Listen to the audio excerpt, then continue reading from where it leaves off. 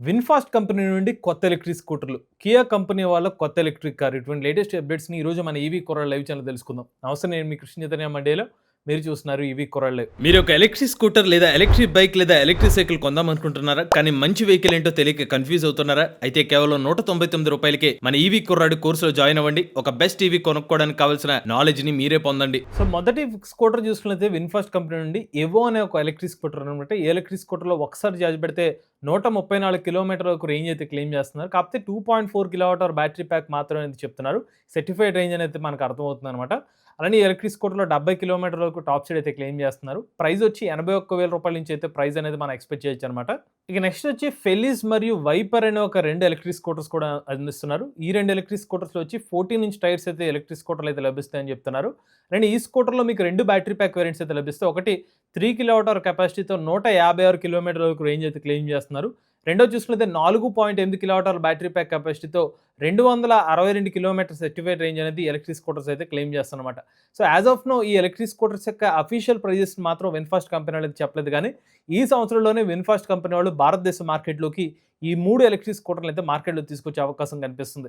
ఇక నెక్స్ట్ అయితే TVS motor company వాళ్ళు ఒక అరుదైన మైలురాయికి అయితే చేరుకున్నారన్నమాట. ఇప్పుడు ఓవరాల్‌గా టీవీఎస్ సంబంధించిన ఎలక్ట్రిక్ స్కూటర్ అమ్మకాలన్నీ కలుపుకుంటే గనక 8,50,000 అమ్మకాలకైతే టీవీఎస్ కంపెనీ వాళ్ళు రీచ్ అయినట్టు అయితే చెప్తున్నారన్నమాట.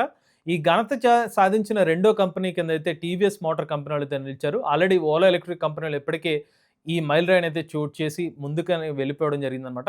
ఇప్పుడు టీవీఎస్ మోటార్ కంపెనీ వాళ్ళు తమ టీవీఎస్ ఐక్యూబ్ మరియు టీవీఎస్ సంబంధించిన ఆర్బిటర్ ఎలక్ట్రిక్ స్కూటర్ల అమ్మకాలతో ఇప్పుడు ఈ 8,50,000 మైల్ స్టోన్‌కి అయితే రీచ్ అయినట్టుగా తెలుస్తుంది. ఇక నెక్స్ట్ అయితే ఓలా ఎలక్ట్రిక్ కంపెనీ వాళ్ళు ఒక అరుదైన రికార్డ్‌ని అయితే నమోదు చేశారన్నమాట.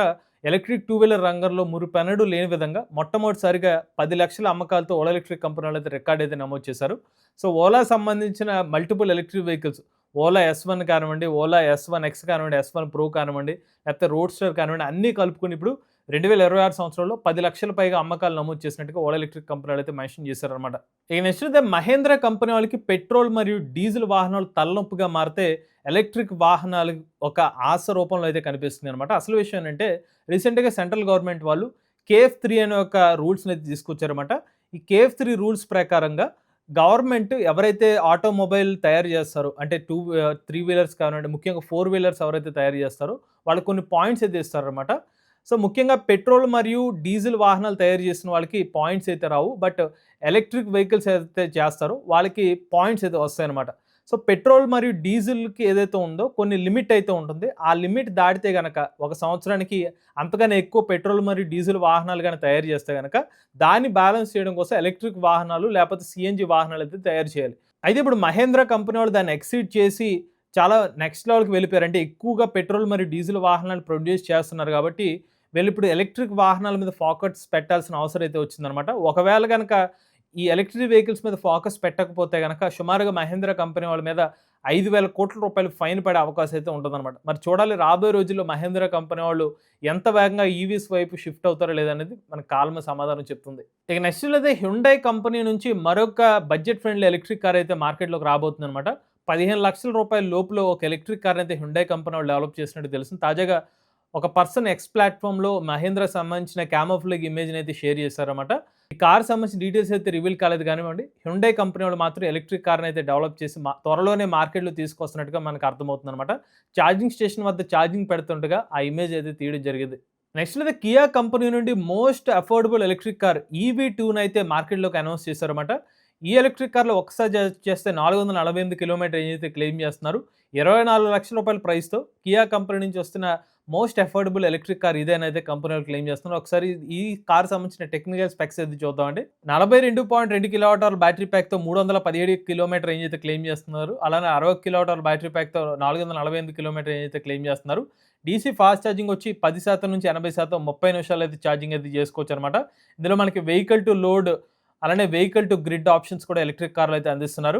403 లీటర్ల బూట్ స్పేస్ అనేది ఎలక్ట్రిక్ కార్‌లో అయితే లభిస్తుందనమాట. సో ఇనీషియల్‌గా అయితే గ్లోబల్ మార్కెట్‌లో తీసుకొచ్చారు. త్వరలోనే భారతదేశ మార్కెట్‌లో కూడా ఎలక్ట్రిక్ కార్ రాబోతుందనమాట. ఈ నెక్స్ట్ అయితే ఆయిలర్ మోటార్స్ కంపెనీ రీసెంట్‌గా రూ. 437.5 కోట్ల భారీ ఫండింగ్ అయితే రైజ్ చేశారన్నమాట. ఇప్పుడు ఓవరాల్‌గా ఆయిలర్ కంపెనీ వాళ్ళు మొత్తానికి రూ. 1,900 కోట్ల ఫండ్స్ అనేది రైజ్ చేశారు. ఎందుకంటే వీళ్ళు చాలా అగ్రెసివ్‌గా స్కేల్ అప్ చేద్దాం అనే ఉద్దేశంతో భారీ ఫండింగ్ అయితే రైజ్ చేసినట్టు తెలిసిందనమాట. ఇక ఇక ఆయిలర్ మోటార్స్ గురించి చెప్పాలంటే వీళ్ళు కమర్షియల్ ట్రక్స్ కానివ్వండి, ఎలక్ట్రిక్ 3 వీలర్స్ కూడా అయితే మార్కెట్‌లో అయితే అందిస్తున్నారన్నమాట. మేము ఈ ఎలక్ట్రిక్ ఆయిలర్ హై రేంజ్ సంబంధించిన ఎలక్ట్రిక్ ఆటోకి సంబంధించిన రివ్యూ వీడియోస్ కూడా మన ఛానెల్‌లో అయితే చేయడం జరిగింది. ఇక నెక్స్ట్ అయితే సన్ మొబిలిటీ వాళ్ళకి మొట్టమొదటిసారిగా AA038 స్టాండర్డ్ అయితే సర్టిఫికేషన్ అయితే వచ్చిందనమాట. వీళ్ళు తయారు చేసిన high voltage swappable battery pack టెక్నాలజీకి 50 కిలోవాట్ అవర్లు మరియు 100 కిలోవాట్ అవర్ బ్యాటరీ ప్యాక్ కెపాసిటీకి వీళ్ళు 660 వోల్ట్ ఆర్కిటెక్చర్ మీద fast charging swappable battery pack technology అయితే డెవలప్ చేశారు. దీనికి ఇప్పుడు సంబంధించిన సర్టిఫికేషన్ కూడా అయితే వచ్చిందనమాట. సో దీని ద్వారా అంటే అఫీషియల్‌గా ఈ బ్యాటరీ ప్యాక్ టెక్నాలజీని ఎలక్ట్రిక్ ట్రక్స్‌లో కానివ్వండి, బస్సెస్‌లో గాని ఉపయోగించి నిమిషాల్లోనే స్వాపింగ్ అయితే చేయొచ్చనమాట. ఇక నెక్స్ట్ అయితే విన్‌ఫాస్ట్ కంపెనీ వాళ్ళు సీఎస్‌బీ బ్యాంక్‌తో టై అప్ అయ్యారనమాట.